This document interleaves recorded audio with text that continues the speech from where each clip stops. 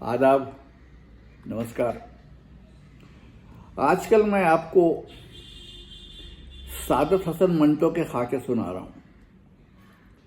आज जो खाका सुना रहा हूँ उसका उन्वान है उठाओ बोतल और चलो मंटो के पास। इसे लिखा है इब्राहिम जलीस ने। बिलाखिर 18 जनवरी 1955 को सादत हसन मंटो का गोश्त हमेशा के लिए ठंडा हो गया। जहाँ तक मंटो की मौत का ताल्लुक है, मेरा ख्याल है कि वो ठीक वक्त पर उसको इस दुनिया से उठा ले गई।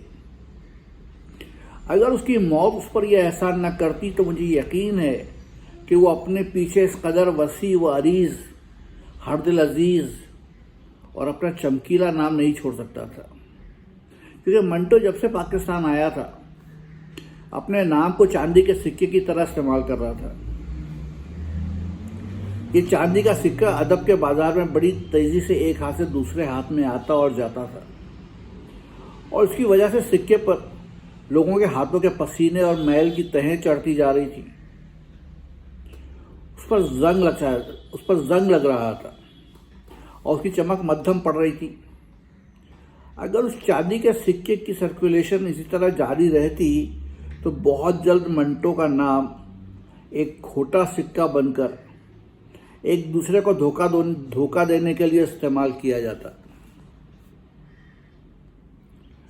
आखिरी उम्र में मंटो ने अपने नाम की दुकान खोल ली थी, जहां बैठकर वो 15, 20, 25 और 50 रुपया किराए पर अपना नाम बेचा करता था।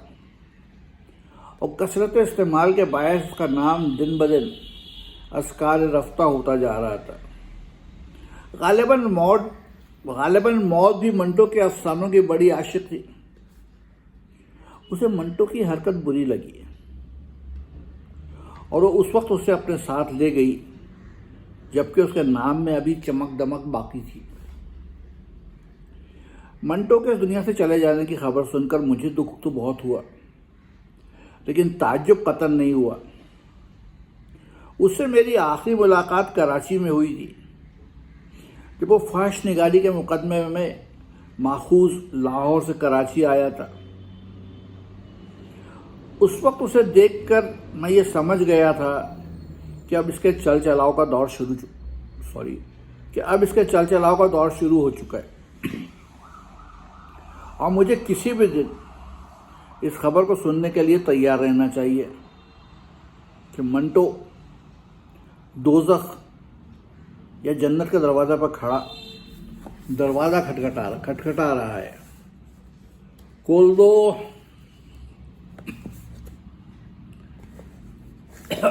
मैं ये तो दावा नहीं कर सकता कि मैं मंटो का बड़ा करीबी और गहरा दोस्त हूँ, और ना ही मेरा शुमार मंटो की कब्र के नए अनगिनत मुजावरों में किया जा सकता है। अलबत्ता ये ज़रूर कह सकता हूँ कि अब से 2 साल पहले जब मुझे 6 महीनों के लिए लाहौर जाना पड़ा तो शायद ही कोई ऐसी शाम आई हो जब मंटो मुझे नसीर अनवर या अहमद राही या मुनीर नियाजी या ए हमीद को साथ लेकर खुली छत वाले तांगे में सवार लाहौर की जिंदगी से भरपूर सड़कों पर न घूमता रहा हो। उसकी बेशतर शामें उस होटल के कमरे में गुजरती जहां मैं ठहरा हुआ था। मंटो पर उन दिनों उसके घर वालों की तरफ से पीने पर बड़ी सख्त पाबंदियां आयद थी, इसलिए उसने मेरे कमरे को जाए पनाह और शराब खाना बना रखा था। उन दिनों रोज की मुलाकात और दरमियान में शराब की एक बोतल के बायस उससे मेरी खतरनाक और शर्मनाक हद तक भी बेतकल्लुफ़ी हो गई थी। यानी उन मुलाकातों में ऐसे भी मौके आए हैं जब मैंने मंटो को देखकर यह महसूस किया है जैसे उसके जिस्म पर कपड़े का एक चीथड़ा भी नहीं है। मंटो से मुझे जो कुर्ब हासिल रहा है इसे गहरी दोस्ती नहीं कहा जा सकता। अलबत्ता इस ताल्लुक को जान पहचान की वो आखिरी मंजिल करार दिया जा सकता है जहाँ से दोस्ती का आगाज़ होता है। मंटो से जान पहचान से दोस्ती की मंजिल तक पहुँच जाने की एक वजह यह भी थी कि मंटो मुझसे कभी मंटो की तरह नहीं मिला। वो जब भी मुझसे मिलने आता मंटो को कहीं छोड़कर सिर्फ सादत हसन की हैसियत से आता था, और जब कभी मैं उससे मिला कभी जलीस बनकर नहीं मिला, हमेशा इब्राहिम हसन बनकर मिला। मुझे याद है कि मंटो से मेरी वाकफियत के सारे दौरान सिर्फ एक बार अदब पर कुछ बेअदब किस्म की गुफ्तगू हुई थी। उन दिनों मंटो की एक किताब मशहूर फिल्म एक्ट्रेस नूरजहां से मुताल्लिक़ शाया हुई थी। उस किताब को पढ़ने के बाद मैंने मंटो से कहा, तुम्हारी ये किताब नूरजहां सुरूर जहां महज बकवास है। अब तुम हतक, गोपीनाथ, खोल दो और मुज़ेल जैसे अफसाने क्यों नहीं लिखते? ये नूरजहां वगैरह के पीछे क्यों पड़ गए हो? मंटो ने कहा, यार अब गोपीनाथ के मुकाबले में नूरजहां आसानी से बिकती है। मैंने कहा, अरे नूरजहां से ज्यादा तुम बिकते हो सादत। मुझे ये देखकर दुख होता है कि तुम अब अदब की शाहराह पर गोपीनाथ, खुशिया, सुगंधी और मोज़ेल जैसे यादगार मुजस्सम में नस्ब नहीं। मैं माफ़ी चाहता हूँ सादत, मुझे ये देखकर दुख होता है कि तुम अब अदब की शाहराह पर गोपीनाथ, खुशिया, सुगंधी और मोज़ेल जैसे यादगार मुजस्समे नस्ब करने के बजाय पुराने बगदाद के बुर्दा फरोश ताजिर की तरह आवाज़ें लगाते हुए अपने दोस्तों का सही सही तारुफ कराते हुए उन्हें सरे बाजार नीलाम कर रहे हो। मंटो एक बात से सटपटा गया था। ये उसकी आदत थी, जब उसके सामने उसकी तहरीर की बुराई की जाती तो वो बड़े गुस्से में आ जाता था और लड़ने के लिए तैयार हो जाता था। आखिरी ज़माने में वो हद दर्जा खुशामद पसंद हो गया था। बहुत लोग उसके मुंह पर उसकी तारीफ़ें करके उससे नाजायज़ फ़ायदे उठाते थे और अब तक उठा रहे हैं। लेकिन इसके बावजूद जब कुछ वक्त गुजर जाता और मंटो अपने कमरे में वापस आता तो फिर सीधे मेरे पास आता और कहता, ए अदब वदब सब बकवास है, इंसान बड़ी चीज़ है, उठाओ ग्लास और मारो छक। मंटो से करीब रहने के दौरान मैंने बड़ी शिद्दत के साथ ये महसूस किया कि वह गलत किस्म के एहसास बरतरी में मुब्तला था। वो हमेशा उठते, चलते, फिरते और लिखते कोई ऐसी बात कहता और लिखता और कोई ऐसी हरकत करना ज़रूरी समझता था जिससे उसके इर्द गिर्द के लोग एकदम चौंक पड़े और उसको अपने से मुख्तलिफ, आला और अफजल तस्वुर करें। इस आदत के बायस पैदा होने वाले सैकड़ों वाक़े हैं, लेकिन एक वाक़या मुझे बड़ा याद आता है।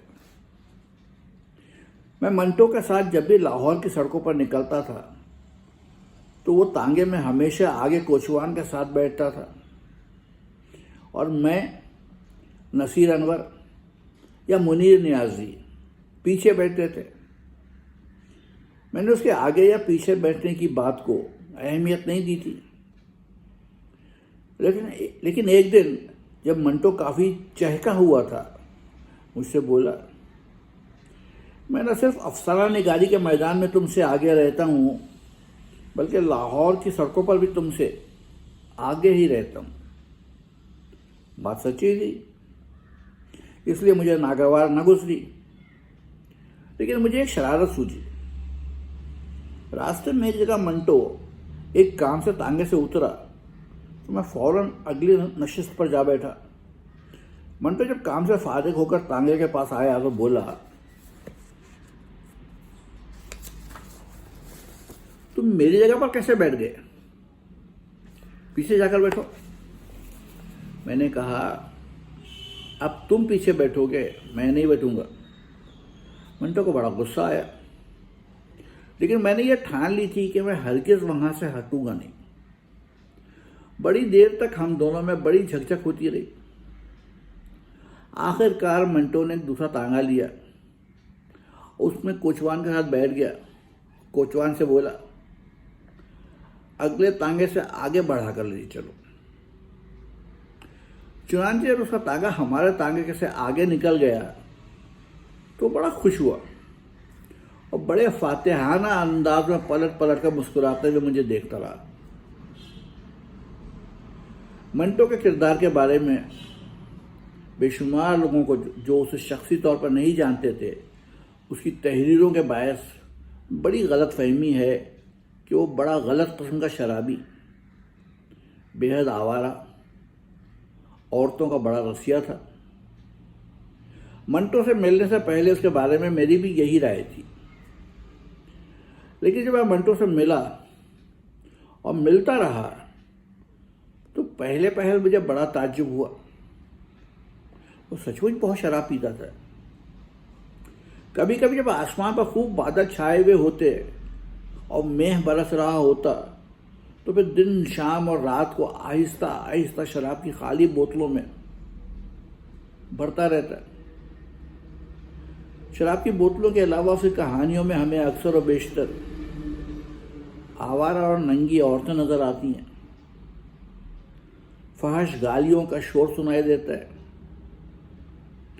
उसका अफसाना एक ऐसा गलीज कमरा नजर आता है जहां एक गंदे बिस्तर पर कोई बेशर्म औरत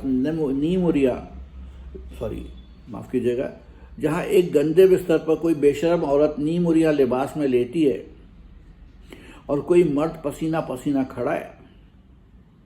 मेज पर शराब की बोतल खुली पड़ी है, सिगरेटों का धुआं फैला हुआ है और कमरे में धमाचौकड़ी सी मची हुई है। लेकिन मंटो के अफसाने से बाहर लाहौर की हॉल रोड के अकब में वाक़े लक्ष्मी मिशन के कोने के फ्लैट का दरवाज़ा खटखटाइए तो अंदर से वो मंटो बाहर निकलता था जो बेहद साफ सुथरे कपड़े पहना हुआ है, एक वेल फर्निश्ड मकान में रहता है, एक बेहद शरीफ बीवी का वफादार शौहर और 3 प्यारी प्यारी नन्ही बच्चियों का बाप है।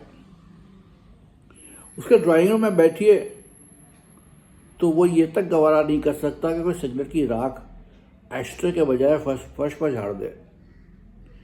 ऐसा ही एक बार करने पर मंटो ने मेरे हाथ में एक झाड़ू पकड़ा दी थी कि ये फर्श साफ करो। मैं समझता हूं कि मंटो की शख्सी और जहनी जिंदगी में ये तजाद ही है। दरअसल मैं समझता हूं कि मंटो की शख्सी और जहनी जिंदगी में यह तजाद ही दरअसल वो है जिसके टकराव से सादत हसन में एक मंटो ने जन्म लिया।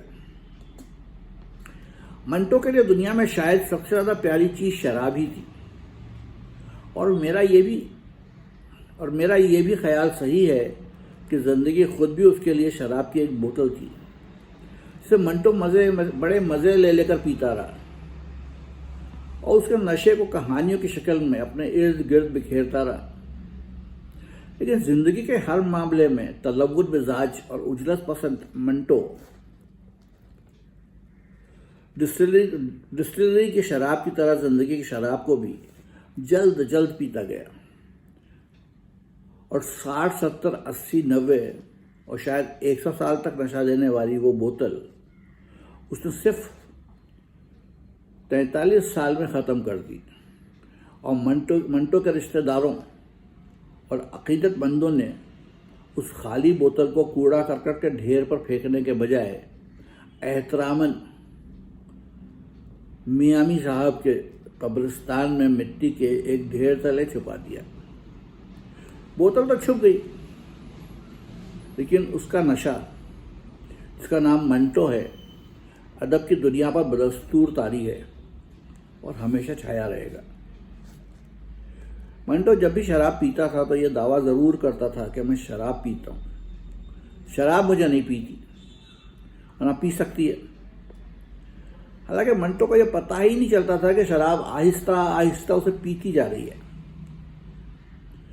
बिल आखिर 18 जनवरी को शराब मंटो को बिल्कुल ही पी गई। अब मंटो इतनी दूर चला गया है कि उस कमज़ोर और पतली पतली टांगों वाले मंटो का चला गया है कि उस कमज़ोर और पतली पतली टांगों वाले मंटो का अदीब बारी फिल्म स्टार शाम की महफिल में न फंस गया हो तो यकीनन वो इस दुनिया में वापस आने के लिए तड़प रहा होगा। फरिश्तों से झगड़ा कर रहा होगा।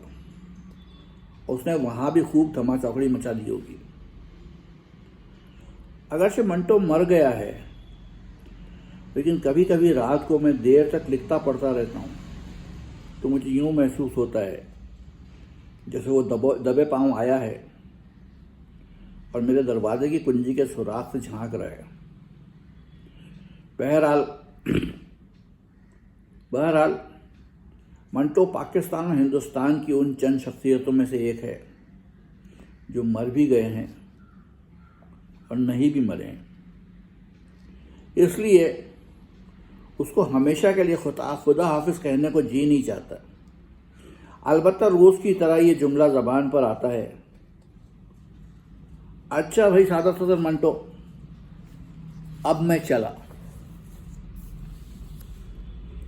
तो ये था इब्राहिम जलीस का खाका। फिर करेंगे।